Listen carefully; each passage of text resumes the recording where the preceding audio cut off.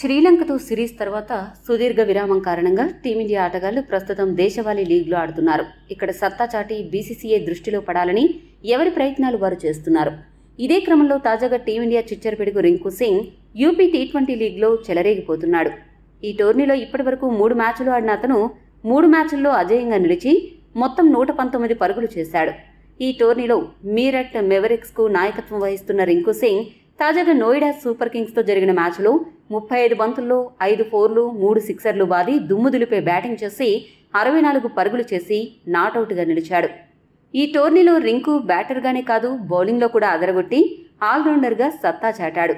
ఈ మ్యాచ్లో బ్యాటుతో ఇరగదీసిన రింకు సింగ్ బౌలింగ్లో కేవలం 18 పరుగులు మాత్రమే ఇచ్చి 2 కీలక వికెట్లు పడగొట్టి అందరినీ ఆశ్చర్యపరిచాడు.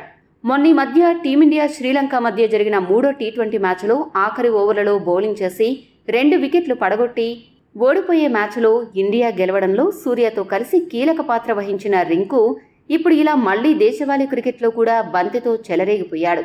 చూస్తుంటే భవిష్యత్తులో టీమిండియాకి రింకు ఒక మంచి స్పిన్ ఆల్రౌండర్గా సేవలు అందించాలనే సంకల్పంతో ఇలా పట్టుదలతో కొత్త పందాలో ప్రయత్నిస్తున్నాడు అని అర్థమవుతుంది. ఈ వీడియో మీకు నచ్చితే లైక్, షేర్, కామెంట్ చేయండి. మరిన్ని స్పోర్ట్స్ అప్డేట్స్ కోసం మా ఛానల్ను సబ్స్క్రైబ్ చేసుకోండి.